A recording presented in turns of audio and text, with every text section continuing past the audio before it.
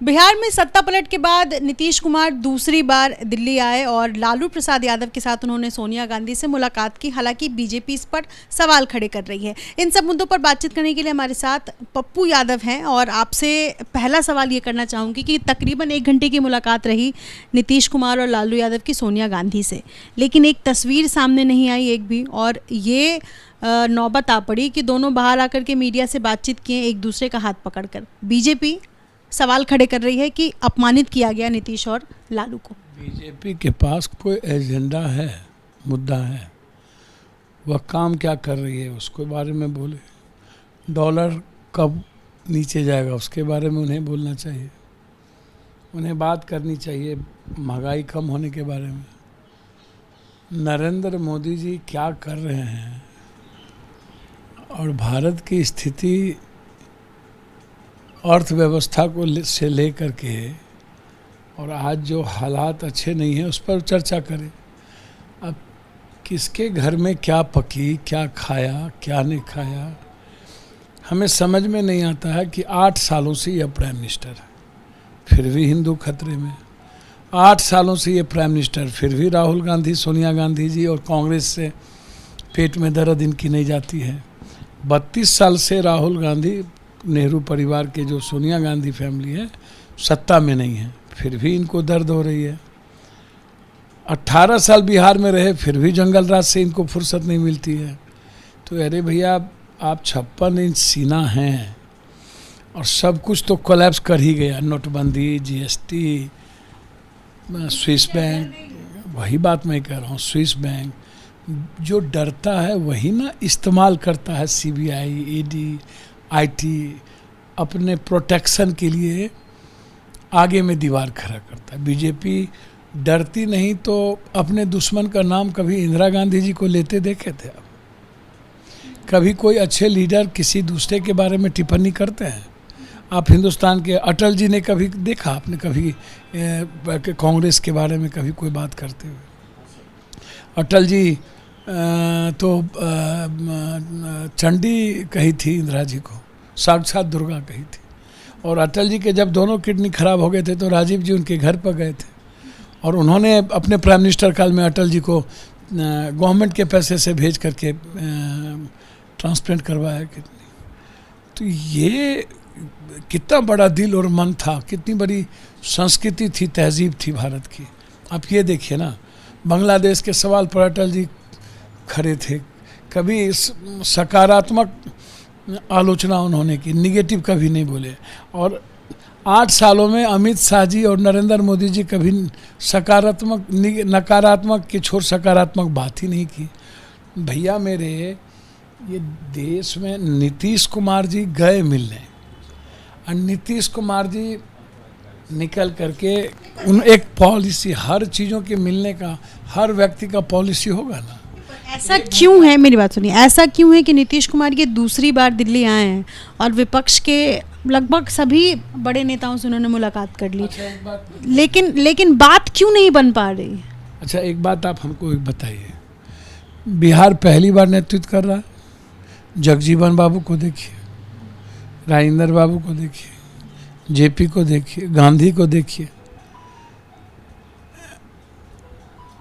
आप जब भी वैशाली के इतिहास को देखिए, चाणक्य को देखिए, मगध के इतिहास को देखिए। बिहार क्या नीतीश कुमार जी पहली बार ऐसी पहल कर रहे हैं? क्या किंग मेकर लालू यादव नहीं बोले थे कि हम किंग मेकर हैं? देवगौड़ा और गुजराल के समय 2 प्राइम मिनिस्टर ने, लालू यादव नहीं कहा कि हमने बनाया। नीतीश कुमार किंग मेकर बन पाएंगे क्या? मैं जो पूछ रहा हूँ उसको मैंने, मेरी बात तो समझिए। ललित नारायण मिश्रा जी के, इंदिरा जी के समय ललित नारायण मिश्रा जी ध्रुवीकरण केंद्र थे कि नहीं राजनीति के? जगजीवन राव पीएम नहीं बने, लेकिन बिहार की पहल राजेंद्र राव से लेकर के अभी तक जेपी एक साधारण आदमी या कर्पूरी ठाकुर जी, देश में जब भी संकट की बारी आई, जब भी कोई ऐसी बात आई, तो देश का नेतृत्व देश को बिहार ने ही दिया है।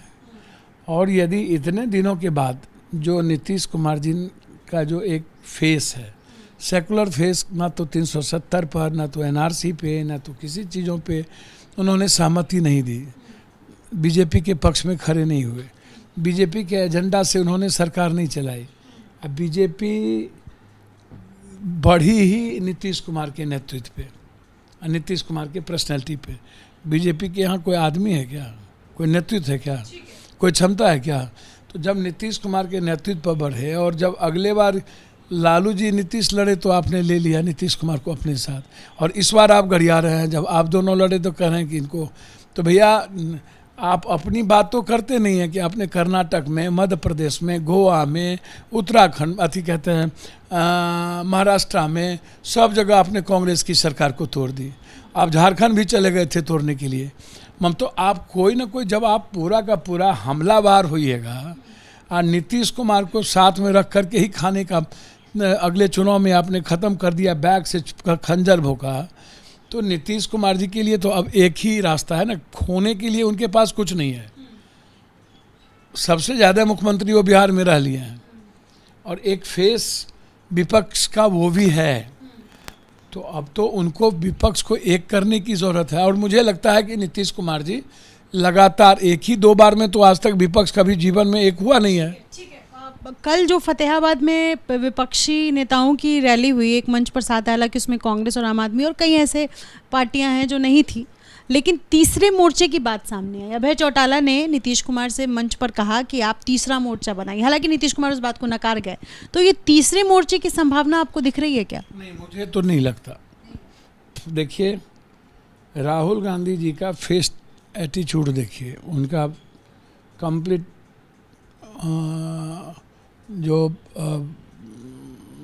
इनोसेंसी है, जो भीतर जो दुनिया को दिख रही है, और जिस तरीके से वो इशूज़ को लेकर के चले हैं और लोगों की लाइकिंग, तो आप पहले यह समझिए कि 2 पार्टी है जिसमें विपक्ष में कांग्रेस सबसे बड़ी पार्टी है। तो कांग्रेस के बगैर, कांग्रेस को गरियाने से कुछ फ़ायदा नहीं है। ये जो क्षेत्रीय पार्टी है सबसे ज़्यादा कांग्रेस को ही गरियाती है, बीजेपी को नहीं गरियाती है। बीजेपी की अपनी कोई मुराद नहीं है, याद रखिएगा। बीजेपी जो बात करती है ना 370 या फलना चिलना, महबूबा मुफ्ती को साथ लिया, ये क्या बात करेगी? इनकी हैसियत क्या है? और अब सत्ता फतह करने के लिए कश्मीर में गुलाम नबी आज़ाद को लाया, जो 370 के खिलाफ वोट दिया था और जो एनआरसी के खिलाफ वोट दिया था, और उनके कंधों पर रखे। बीजेपी के पास अपना कोई एजेंडा है क्या? ज्योतिन सिंधिया जीतन से लेकर के असम का मुख्यमंत्री कांग्रेस से लाए हैं। आप क्या बात करिएगा कांग्रेस के बारे में? और 8 साल से प्रधानमंत्री की कुर्सी पर बैठकर भी आप कांग्रेस को गरिया रहे हैं। और आप क्या खा रहा है, क्या पी रहा है, कौन जा रहा है, ये मैटर नहीं है। मैटर है कि 2 बड़े नेता सोनिया गांधी जी से मिली, और मुझे लगता है सोनिया गांधी से ज़्यादा आज के डेट में जितनी वो सीजन्ड कल्चर, भारतीय संस्कृति को वो जानती हैं और समझी हैं, और जिस तरीके से कांग्रेस को लंबे समय से 10-20 सालों से लेकर के राजीव गांधी जी के शहीद के बाद कई बार कांग्रेस की सत्ता में वापसी सोनिया गांधी जी की बेहतर नेतृत्व और कंप्लीट एक डिसिप्लिन लीडरशिप के रूप में है, और सोनिया गांधी जी को सब रेस्पेक्ट करती है। ये सब बात बकवास है। वहाँ ये चर्चा कुछ और थी, फोटो सेशन का चर्चा करने नहीं गई थी। सोनिया जी का तबीयत खराब है, सोनिया जी अस्वस्थ हैं, वो फोटो बाहर जाएं, या वो फोटो लेना जरूरी है? सोनिया जी अभी बाहर से आई हैं, उनकी माँ डेथ कर गई हैं, तो क्या आप इतना भी संवेदना, ये दोनों माँ डेथ कर गई, मिलने गई, तो इतना भी संवेदना नहीं है? आप हमको बता दीजिए। तीसरे मोर्चे को लेकर था, हालांकि आप विषय से विषय अंतर हो गए, लेकिन विषय से तीसरे मोर्चा तो होगा ही नहीं ना। मैंने तो आपको सीधा कह दिया, यदि बीजेपी को खत्म करना है ना, तो तीसरा मोर्चा, विषय से विषयांतर की बात ही नहीं है। मुझे ये बताएं आप कि राहुल गांधी और नीतीश कुमार दोनों अगर साथ आते हैं, अगर तीसरा मोर्चा नहीं बनता है और विपक्ष की सभी पार्टियां एकजुट हो जाती है, तो राहुल गांधी बड़ा चेहरा है प्रधानमंत्री पद की रेस में। बहस है क्या? उसमें कोई बहस है क्या? नीतीश कुमार को सब पुश कर रहे हैं कि आपको प्रधानमंत्री बनना। कौन कह रहा है? कौन, किसने पुश किया है? नीतीश कुमार जी ने कभी कहा कि मैं प्राइम मिनिस्टर के दौर में हूँ?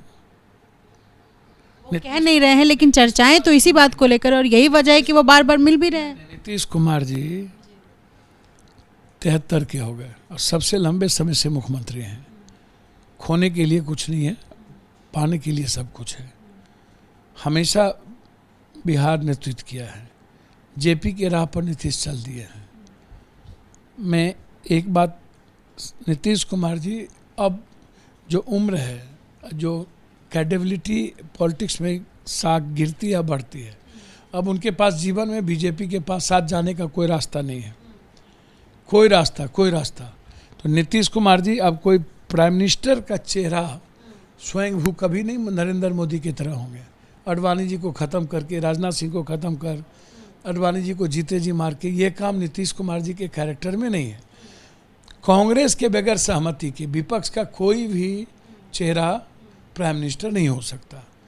अब कांग्रेस नेतृत्व तय करेंगे। अपनी 2 यात्रा है राहुल गांधी जी का, एक है कश्मीर से कन्याकुमारी, एक है गुजरात से अरुणाचल। उसके बाद ही ना कांग्रेस, अभी तो कुछ हुआ नहीं है, तब कांग्रेस तय करेंगे। लेकिन नीतीश कुमार जी को यदि विपक्ष मिलकर गोलबंदी के साथ एक जगह होते हैं और कांग्रेस की सहमति बनती है तो बिहार को गौरवान्वित होगा। बिहार पहली बार प्राइम मिनिस्टर के रूप में कोई बिहार पाप, कभी जगजीवन राव बच गए, कभी ललित राव बच गए, तो हो सकता है कभी लालू जी बच गए, हो सकता है नीतीश कुमार जी का जो फेस है और जो ट्रस्ट है राहुल गांधी का नीतीश कुमार पे, सेकुलर इमेज को लेके और एक बेहतर इमेज। राहुल गांधी परसेप्शन के मामले में बहुत कॉन्शियस व्यक्ति हैं और परसेप्शन के मामले में नीतीश कुमार भी कॉन्शियस व्यक्ति हैं, तो लाइकिंग तो एक दूसरे की हैं। तो ये तो अब विपक्ष पर निर्भर करता है कि विपक्ष किनको प्राइम मिनिस्टर मानेंगे। विपक्ष की गोलबंदी जिनको चाहेगा पीएम वही होगा। ठीक है, आप पप्पू जी, अभी राजस्थान में घमासान चल रहा है, सियासी घमासान। कल से जो तस्वीरें आ रही हैं कि अशोक गहलोत वर्सेस सचिन पायलट, अशोक गहलोत के पास जो विधायकों की संख्या है वो निर्दलीय को मिलाकर के 100 है। तो ये जो घमासान चल रहा है सीएम पद को लेकर के, इस पर आपकी नज़रें और आपका जो अनुमान है वो क्या कह रहा है? कांग्रेस ने जितना दिया और उनका जो अशोक गहलोत जी का जो अनुभव है वो काबिल तारीफ़ है। वो जिस कमज़ोर तबके के लोग और जिस जगह से उठे और जिस तरीके से सबको ले चलने की जो उनमें शक्ति है, सब वो कांग्रेस का जो डिसिप्लिन है वो सब कुछ गहलोत जी में है। गहलोत जी मुझे नहीं लगता कि नेतृत्व के जीवन में कभी विरोध करेंगे। गहलोत जी जैसा कैरेक्टर वाला व्यक्ति जिनको बहुत कुछ मिल चुका है, और कांग्रेस अध्यक्ष अपने आप में बहुत बड़ा पद है।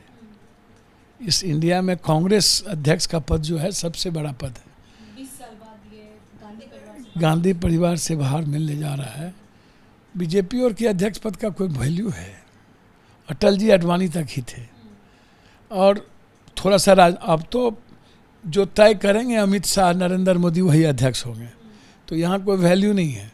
कांग्रेस आज भी कश्मीर से कन्याकुमारी तक हर लोगों के जीन में है, और बीजेपी हिंदी भाषी इलाके में है।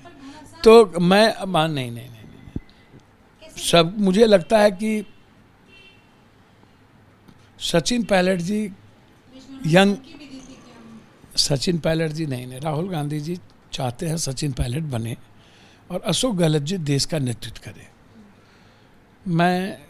मुझको लगता है कि एक बड़ा सपना और एक बड़ी लीडरशिप के रूप में कांग्रेस समुद्र है, और उस समुद्र में तैरना बहुत बड़ी बात है कि किसको सीएम बनना चाहिए और क्या होना चाहिए वहाँ की स्थिति में। मतलब आप दूर से ही देख रहे हैं उस चीज़ को, लेकिन कैसे देख रहे हैं? नहीं, मुझको लगता है कि कोई न कोई रास्ता तो निकलेगा ही। सचिन पायलट जी एक अच्छे व्यक्तित्व, एक यंग है। वो बात अलग है कि अभी लोगों की लाइकिंग है, लेकिन विधायकों की लाइकिंग हो सकता है ना हो। नेतृत्व और अशोक गहलोत जी की सहमति से सचिन पायलट मुख्यमंत्री हो सकते हैं। उसमें अशोक गहलोत जी की सहमति आवश्यक है। अशोक गहलोत जी का दिल विराट है, और मुझे लगता है कि एक पुत्र के रूप में राजेश पायलट जी मित्र थे, एक पुत्र के रूप में एक मौका सचिन पायलट जी को मिलना चाहिए। और सचिन पायलट अच्छा काम करेंगे और मुझे लगता है कि सबको ले चलने में वो विश्वास रखेंगे, नेतृत्व जो कहेगा उसमें वो कमी नहीं रखेंगे। 24 की तैयारी चल रही है, लोकसभा की तैयारी। लोकसभा की तैयारियों की बात की जाए तो चूंकि आपने पिछली बार भी चुनाव लड़ा था, आप इससे पहले सांसद रह चुके हैं, इस बार क्या उम्मीदें हैं आपको चुनाव को लेकर? देखिए, गठबंधन का दौर एक अपना अलग है। हमारी पार्टी लगातार काम कर रही है और विपक्ष के रूप में सत्ता जिसके साथ रही, विपक्ष की चेहरा, पक्ष का साथ देंगे ये तो तय है। विपक्ष का चेहरा पप्पू यादव का रहा, संघर्ष का चेहरा, मेहनत का चेहरा और आम लोगों की आवाज़ ही पप्पू यादव रहे। और मैं एक बार नहीं 5 बार सांसद रहा हूँ, 1 बार एमएलए रहा हूँ, मेरी मैसेज वहाँ से 2 बार लोकसभा में रही है। वो बड़ा शुक्रगुजार हूँ मैं कोसी, सीमांचल और बिहार की जनता का कि छोटे बच्चे से लेके बड़े बहुत प्यार मिला। हार जीत लगी रहती है, पप्पू यादव का स्ट्रक्चर लोगों ने इतना बड़ा बनाया है आशीर्वाद से। हाँ बिल्कुल, जो कोसी ही नहीं, सीमांचल ही नहीं, बिहार में कई हिस्से ऐसे जगह हैं जहाँ पप्पू यादव 7 से 9 सीटों पर लगातार तैयारी मैं कर रहा हूँ। और अब तो रंजीत रंजन जी आ गई राज्यसभा में। मुझे लगता है कि जो 2024 का चुनाव होगा, हम कोशिश करेंगे कि महागठबंधन के साथ जन अधिकार पार्टी की भूमिका देश के हित में कांग्रेस के साथ में खड़ा रहूं। मेरी अपेक्षा भी है कि कांग्रेस जहां रंजीत रंजन जी हैं वहां मुझे हिस्सा समझे। सीट क्या मिलेगा क्या नहीं मिलेगा वो बात की चीज़ है, लेकिन मेरी इच्छा है कि मैं कांग्रेस के साथ जो आज हालात है देश के उसमें खरा अपने को रख पाऊँ। अब तय करना कांग्रेस की जिम्मेदारी है, महागठबंधन की। वो क्या करेंगे वो उन पर निर्भर है, लेकिन मैं निश्चित रूप से मेरा प्रयास रहेगा अंतिम तक कि महागठबंधन के साथ खड़ा रहूं। और लेकिन मेरी तैयारी बिल्कुल अपनी पार्टी के अनुसार। मैं 4 बार इंडिपेंडेंट रहा हूं, 3 बार एमएलए लगा के 4 बार, 2 बार ही मैं पार्टी से लड़ा हूं। तो मेरी पार्टी कोसी सीमांचल में बिल्कुल, और बिहार मेरी माँ की तरह है, मुझे माँ की तरह ही मैं सेवा करता हूँ। हर घर के लिए मैं बच्चों की तरह हूँ। मुझे चूँकि गठबंधन का दौर है और मैं नहीं चाहता हूँ कि थोड़ा भी कोई लेकिन परंतु रहे, और इस परिस्थिति में मैं भी लड़ूँ, कोई और भी लड़े, मेरे 3-4 कैंडिडेट लड़ें, उसमें महागठबंधन को कहीं डेंट हो। इसीलिए मैं कांग्रेस का पार्ट बनना चाहता हूं और ये कांग्रेस को पता है।